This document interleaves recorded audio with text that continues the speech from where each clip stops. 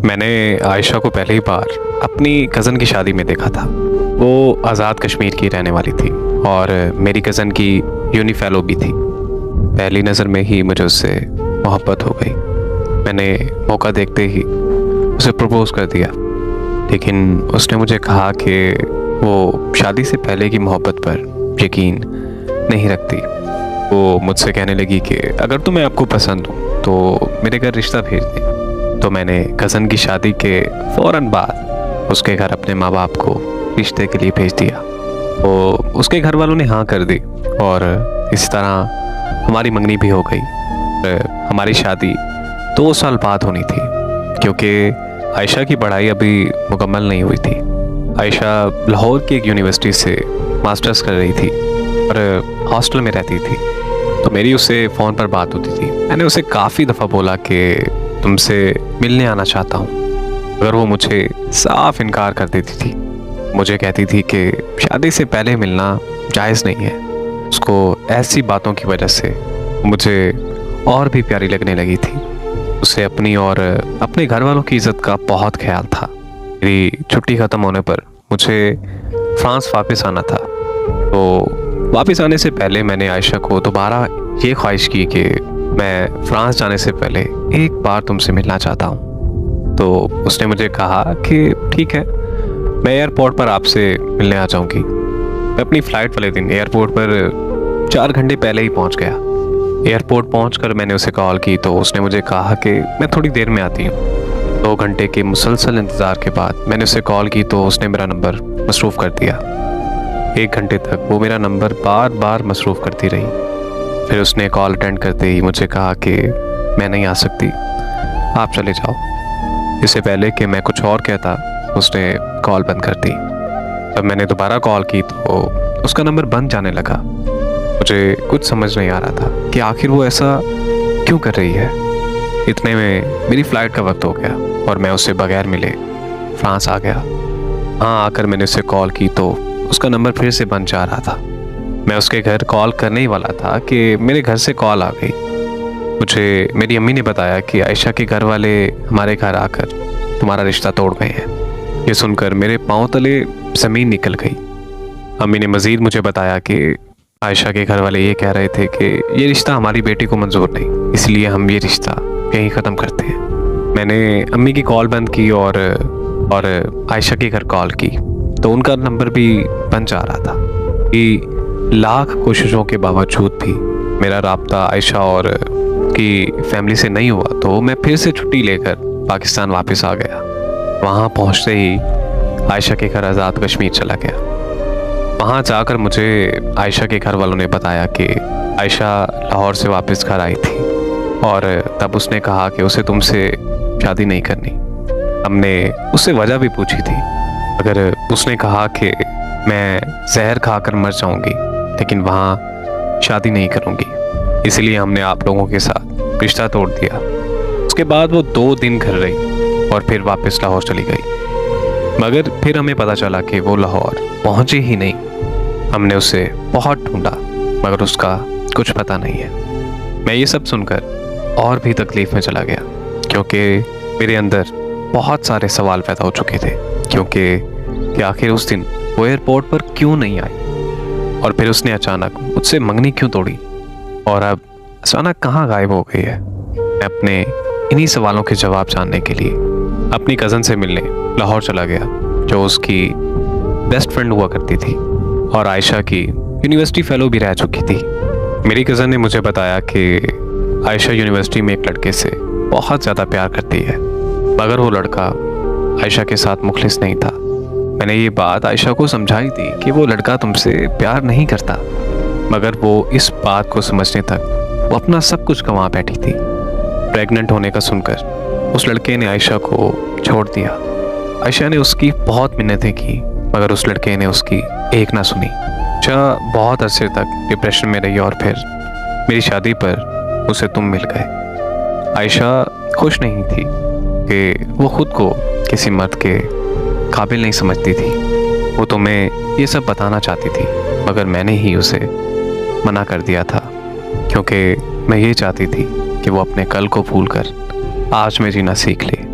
अपनी कज़न से आयशा के बारे में सुनकर मुझे बहुत दुख हुआ। पर अफसोस इस बात का था कि मेरी कज़न को भी नहीं पता था कि अब आयशा ने ऐसा क्यों किया और वो कहाँ है। मेरी कज़न से मुलाकात के बाद मेरे अंदर की बेचैनी और ज़्यादा बढ़ने लगी थी। मैं अपने घर आया तो पता चला कि लोग तरह तरह की बातें कर रहे हैं। सबने मान लिया था कि आयशा किसी लड़के के साथ भाग गई है, मगर मेरा दिल ये मानने के लिए तैयार था ही नहीं, क्योंकि वो हमेशा अपनी फैमिली की इज्जत को लेकर बहुत ज़्यादा फिक्रमंद रहती थी। आखिर ऐसा क्यों हो गया? उसने किसी की इज्जत का सोचा ही नहीं। मैंने उसके साथ एक वक्त गुजारा था तो मुझे कभी नहीं लगा था कि वो मुझे पसंद करती है, बल्कि मुझे पूरा यकीन था कि वो मुझसे प्यार करती है। मैं ये सब सोच सोच कर पागल होता जा रहा था। फिर मैंने अपनी कज़न को कॉल की और ये कहा कि मुझे उस लड़के का एड्रेस या नंबर चाहिए जिसने आयशा को धोखा दिया था। मगर मेरी कज़न ने मेरी फ़ौरन कॉल काट दी और फिर मेरी कज़न ने थोड़ी देर बाद मुझे कॉल करके अपने घर बुलाया। मैं अपनी कज़न के घर लाहौर गया था। हाँ, आयशा भी मौजूद थी। आयशा को देखकर मेरी जान में जान आ गई। फिर आयशा मेरे पाँव में बैठ गई और मुझे कहने लगी कि मुझे माफ़ कर दो, मैंने तुम्हारे साथ बहुत गलत किया है।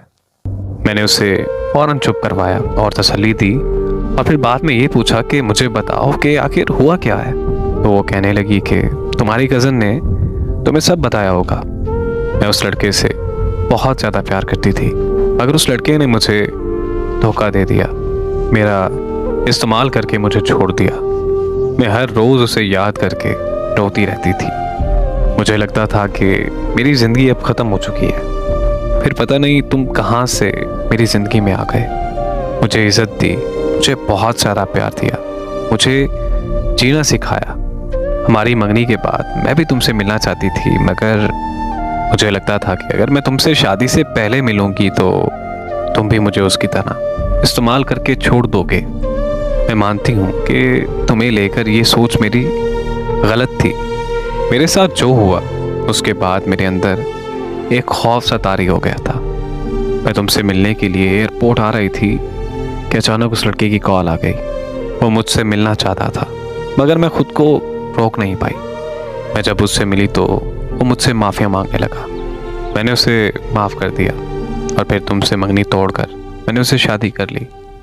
मैं घर से भागना नहीं चाहती थी, मगर मुझे ये भी पता था कि मेरे घर वाले नहीं मानेंगे, क्योंकि लड़के का फ़िरका अहले तशीह था, जबकि हम अहले सुन्नत जमात से थे।